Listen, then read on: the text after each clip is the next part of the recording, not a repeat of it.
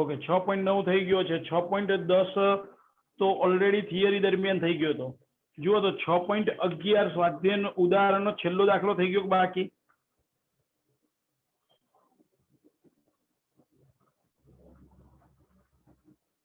Okay 6.11 બાકી છે. ચલો 6.11 ચલો ભાઈ અહીંયા ધ્યાન. ઉદાહરણ 6.11 કમલા એક સ્થિર સાયકલ પેડલ મારે છે. આ સાયકલ પેડલ્સના 100 આંટા અને 0.10 મીટર સ્ક્વેર ક્ષેત્રફળ ધરાવતું. ભાઈ આંટાની સંખ્યા 100 આપેલી છે અને તેનું ક્ષેત્રફળ આપ્યું છે 0.1 મીટર સ્ક્વેર. ગૂંચળા સાથે જોડાયેલ છે. આ ગૂંચળું અડધા આંટા પ્રતિ સેકન્ડથી ભ્રમણ કરે છે. ભાઈ આ ગૂંચળું અડધા આંટા પ્રતિ સેકન્ડ અર્થાત 1 સેકન્ડમાં અડધો આંટો થાય છે એટલે એની આવૃત્તિ થઈ ફ્રીક્વન્સી આપણને આપી કહેવાય હાફ સેકન્ડ ઇનવર્સ લખાય અથવા હર્ટ્ઝ. આ ગૂંચળાના અડધા આંટા પ્રતિ સેકન્ડથી ભ્રમણ કરે છે અને તે ગૂંચળાના પરિભ્રમણની ધરીને લંબ રૂપે 0.01 ટેસ્લાના ચુંબકીય ક્ષેત્રમાં ભાઈ 0.01 ટેસ્લા ના ચુંબકીય ક્ષેત્રમાં મૂકવામાં આવે છે. તો ગૂંચળામાં પેદા થતો મહત્તમ વોલ્ટેજ શું હોય? ભાઈ ઈ મેક્સિમમ એટલે કે જેને આપણે E0 કહીએ છીએ એ શોધવાનું કીધું છે. ભાઈ આ તો આપણું સૂત્ર છે એસી જનરેટરનું. ઈ મેક્સિમમ અથવા E0 બરોબર નવાબ. ઓકે ઓમેગાની જગ્યાએ 2πf મૂકી દઈએ.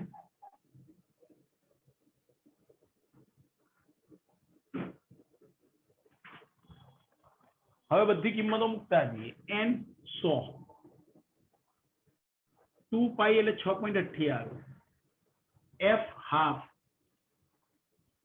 a 10⁻1 b 10⁻2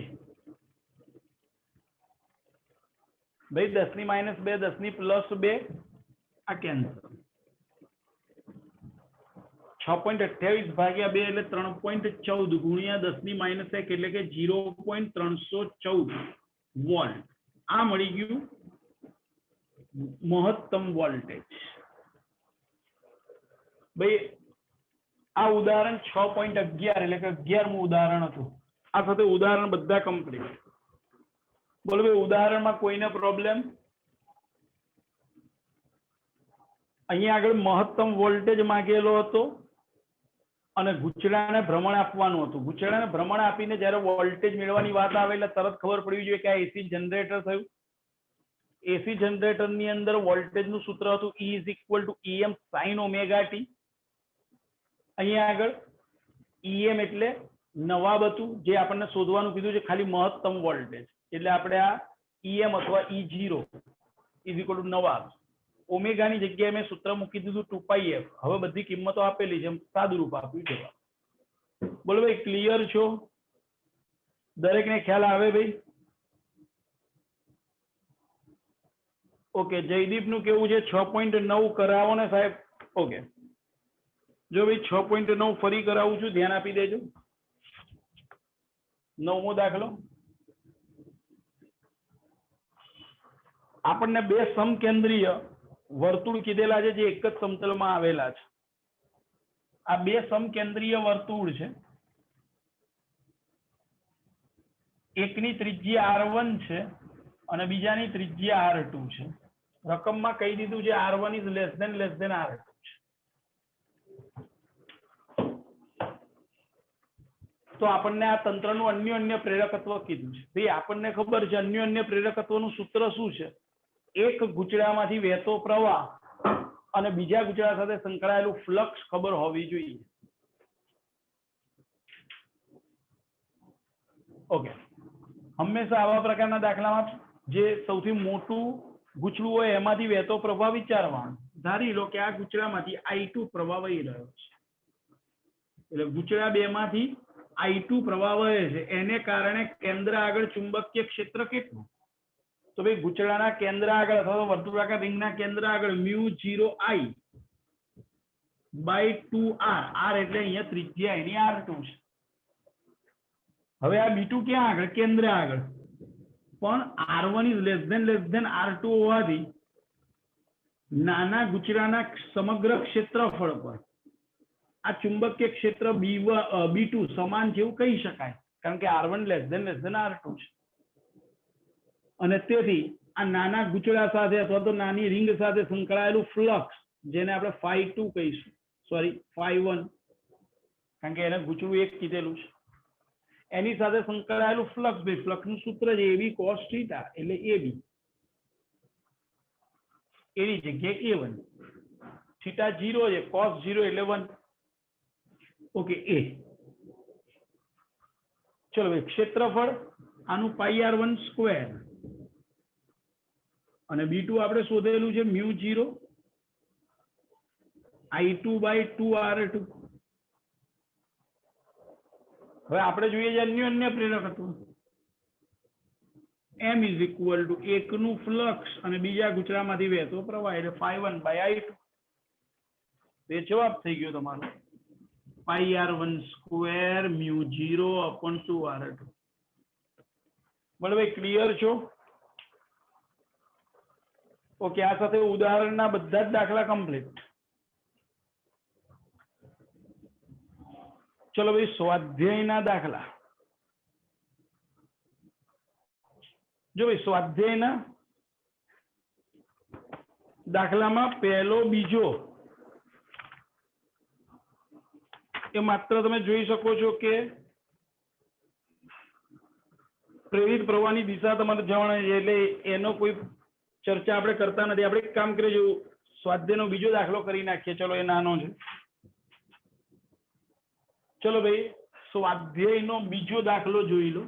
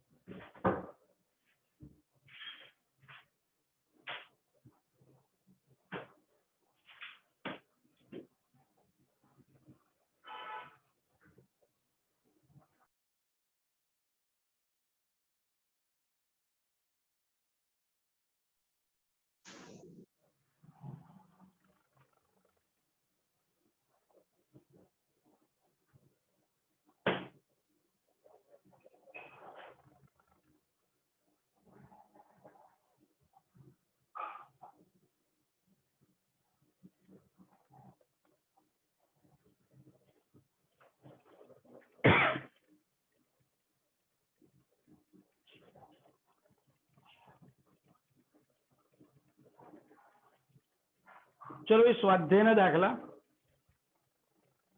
સ્વાધ્યાયનો પહેલો દાખલો, સોરી બીજો દાખલો.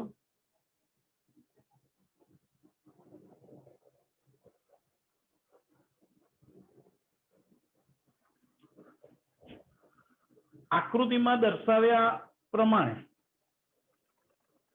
વિદ્યુત પ્રવાહની દિશા નક્કી કરવા માટે લેન્ઝના નિયમનો ઉપયોગ કરો. જો 6.1 પણ એવો જ હતો, આ 6.2 પણ એવો જ છે. પરીક્ષામાં પૂછાય નહીં આ પ્રકારના દાખલા, પણ આમાં બે જ આકૃતિ છે એટલે હું લઈ લઉં છું 6.2. પહેલામાં તો આખું લેક્ચર જાય એટલી બધી આકૃતિ હોય.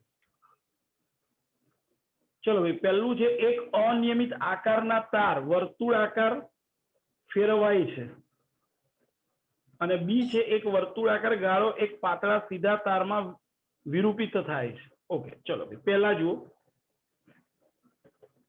હવે એક અનિયમિત આકાર આપેલો છે, જેનું કંઈક નામકરણ આપેલું છે A, B, C અને D. ઓકે, ચુંબકીય ક્ષેત્ર સમતલ ને લંબ બહાર આવતી દિશામાં છે, ડોટ દર્શાવેલા છે લગભગ, સોરી ચોકડી પેલી છે, અંદર તરફ જતી દિશામાં છે. અત્યારે તમે સમજી શકો છો કે એનું ક્ષેત્રફળ આટલું છે. હવે આપણને એવું કહે છે કે એ ધીમે ધીમે વિસ્તરિત થતું જાય છે અને આ રીતે વર્તુળાકાર રિંગમાં ફેરવાય છે. ધેટ મીન્સ એ હવે અહીંયા આવી ગયું, આ બી, આ સી અને ડી. ભાઈ ક્ષેત્રફળમાં વધારો થયો માટે ફ્લક્સ વધશે, એટલે અહીંયા શું થશે, ફાઈ વધે છે. હવે લેન્ઝ શું કહે છે, ભાઈ જેને કારણે પ્રેરિત ઈએમએફ વધે એનો શું થવો જોઈએ, વિરોધ થવો જોઈએ. તો અહીંયા આગળ ચુંબકીય ક્ષેત્ર જે છે એ વધી ગયું હશે અંદરના ભાગમાં, કારણ કે ક્ષેત્રફળ વધ્યું એટલે અહીંયા ચુંબકીય ક્ષેત્ર પહેલા આટલા જ ભાગમાં હતું, હવે આટલા બધા ભાગમાં. એટલે કોઈ પણ હિસાબે ચુંબકીય ક્ષેત્ર વધ્યું છે તો મારે અહીંયા બી ઘટાડવું પડશે. તેથી બી ઘટાડવું પડે લેન્ઝના નિયમ પ્રમાણે. ઓકે, બી ઘટાડવું હોય તો ઓલરેડી બી ની દિશા કઈ આપેલી છે, અંદર તરફ જતી દિશા. તો ઘટાડવું હોય તો બી બહાર આવવું જોઈએ. તો બે બી પરસ્પર વિરુદ્ધ દિશામાં થાય તો ઘટાડો થઈ થશે. ચલો, બહાર આવવા માટે આપણે જાણીએ છીએ કે વિષમ ઘડી દિશામાં પ્રવાહ હોવો જોઈએ. એટલે જો આમાં પ્રવાહ એન્ટી ક્લોકવાઇઝ હશે તો આપણે જાણીએ છીએ કે એન્ટી ક્લોકવાઇઝ હોય તો આંગળીઓ વીજ પ્રવાહની દિશામાં, તો અંગૂઠો જુઓ બહાર આવતી દિશામાં. માટે વીજ પ્રવાહ વિષમ ઘડી દિશામાં,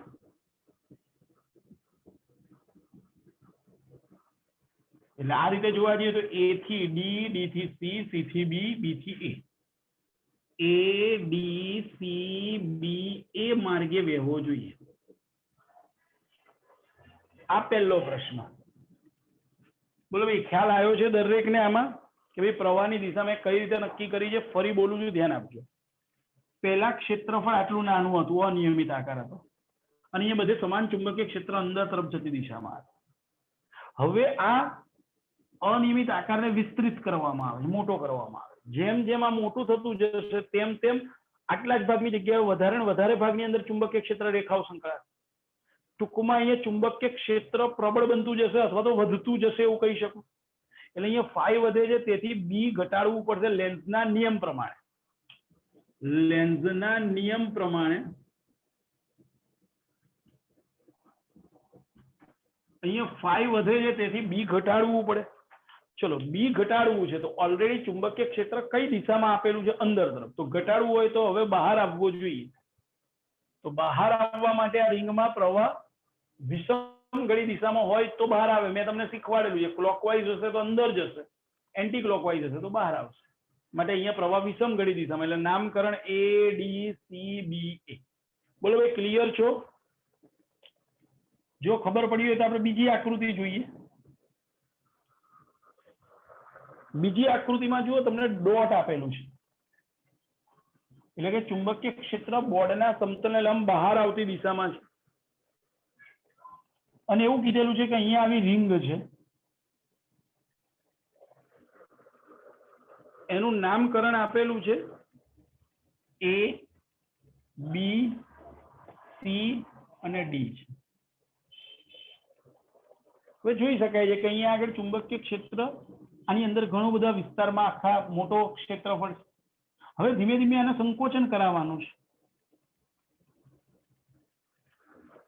અને સંકોચન કરાવીને પાતળા સીધા તારમાં વિરૂપિત કરવાનું છે. એટલે આને આમ દબાવતા જઈએ એટલે ધીમે ધીમે આ રીતે તારમાં ફેરવાતું જશે, આમ તાર જેવો ભાગ, સળિયા જેવો ભાગ થતો જશે.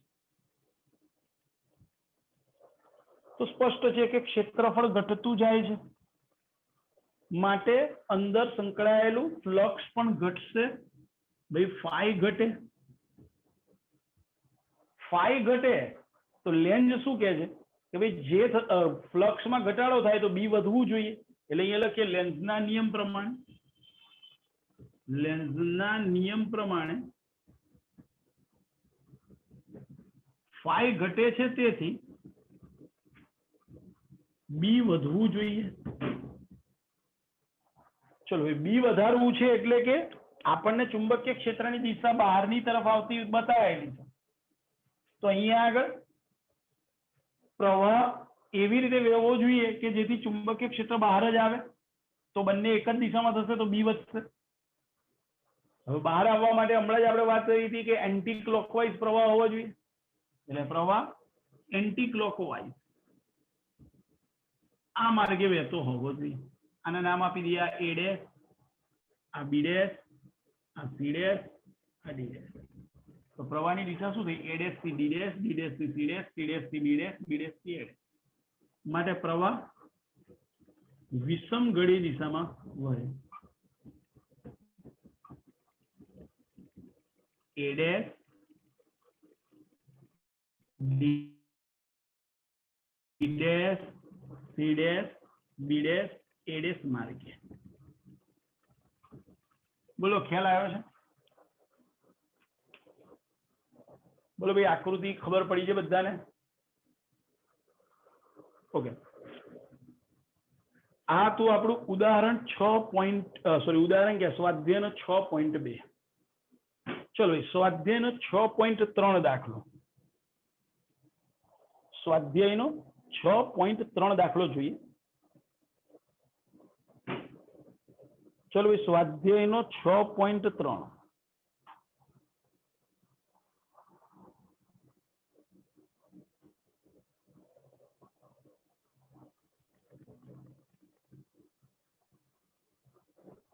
રુચિતા, શું છે તારો પ્રશ્ન? મને ખબર ના પડી.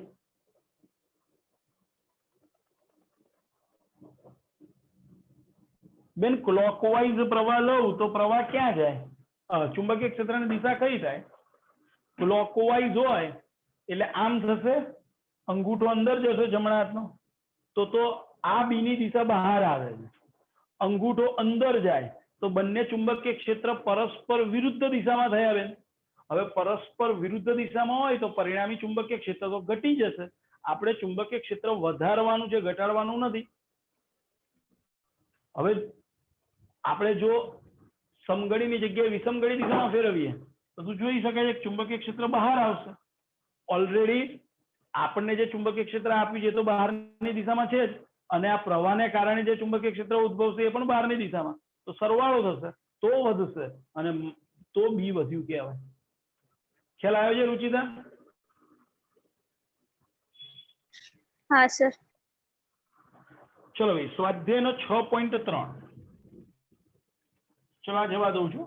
સ્વાધ્યાયનો 6.3.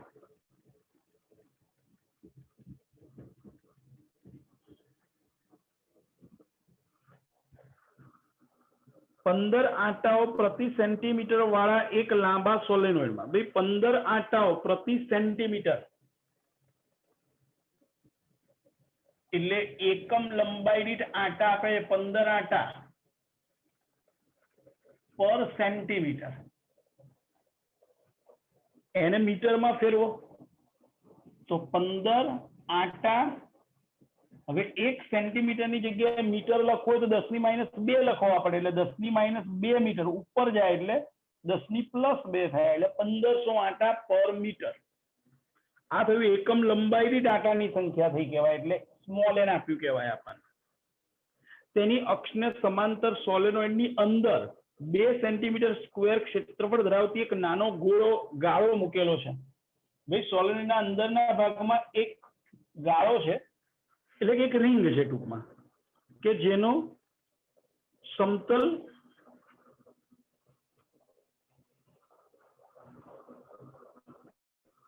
તેની અક્ષને સમાંતર સોલેનોઇડની અંદર 2 સેન્ટીમીટર સ્ક્વેર જેટલું ક્ષેત્રફળ, એટલે 2 × 10⁻4 મીટર સ્ક્વેર જેટલું. એટલે આવું થયું. જો આ સોલેનોઇડ છે, સમજજો.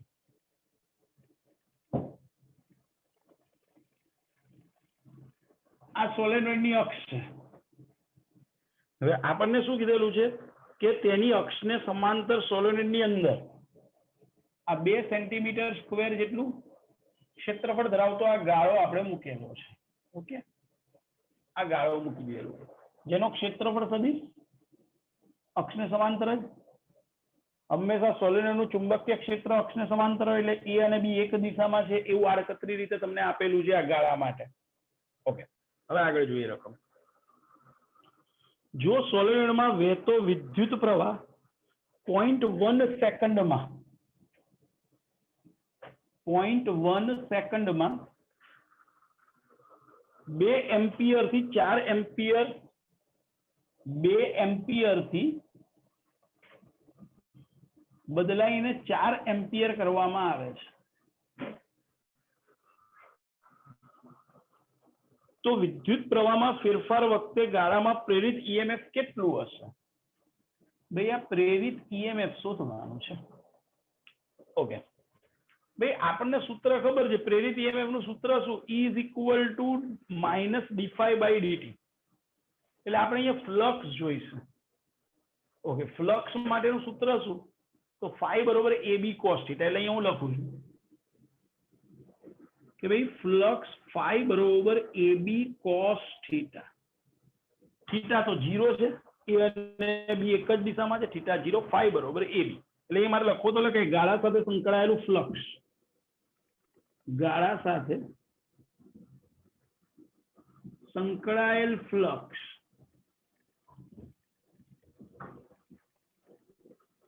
phi is equal to A into B.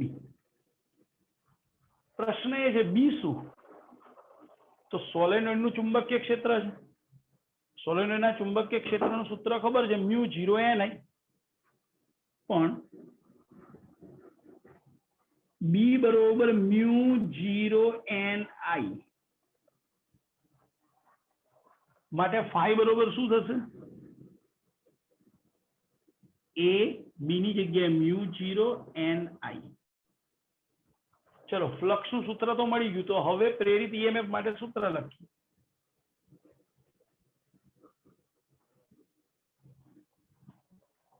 જો ભાઈ પ્રેરિત EMF E is equal to minus delta phi by delta t. અહીંયા આગળ આંટાની સંખ્યા ગાળાને નથી. આપણે આ ગાળા સાથે ઈએમએફ શોધે એટલે એને લખેલું નથી. ચલો ભાઈ ડેલ્ટા ફાઈ. તો જો મ્યુ 0 સ્મોલ n અને કેપિટલ A આટલું તો અચળ છે. એટલે mu 0 small n capital A એને બહાર લઈ લઈએ. રહ્યું શું? Delta I. કેમ? I બદલાય છે 2 એમ્પિયર માંથી 4 એમ્પિયર ભાગ્યા સમયગાળો ડેલ્ટા t. ચલો કિંમત મૂકી દઈએ. મ્યુ 0 4 pi into 10⁻⁻⁷ n 1500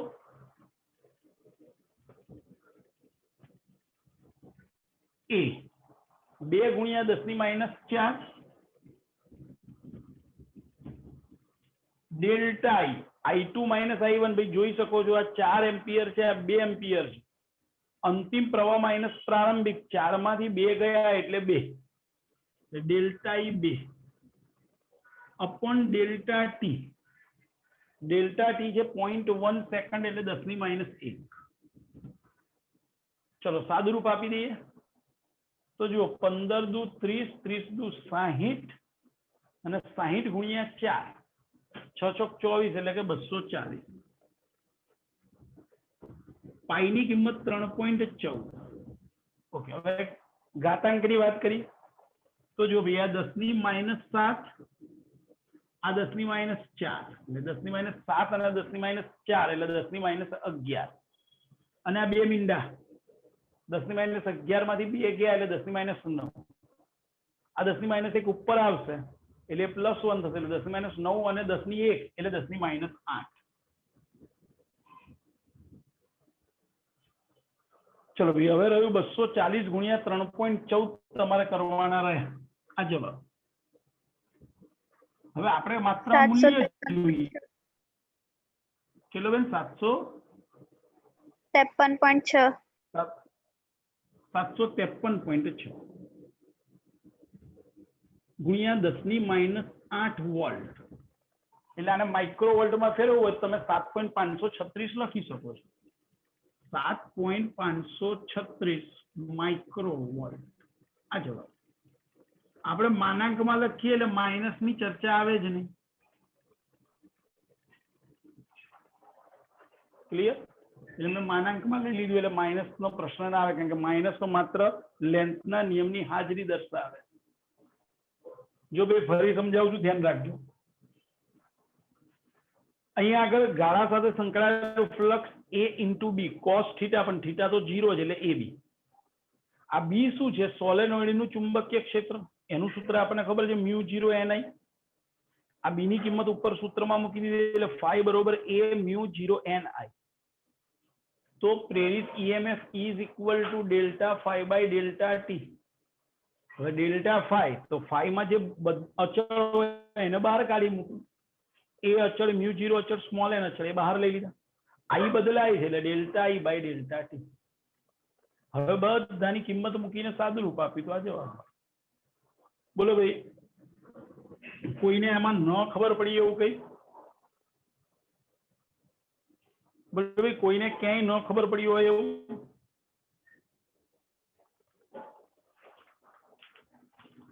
બોલ પેલા ધવલ, કોઈ પ્રોબ્લેમ?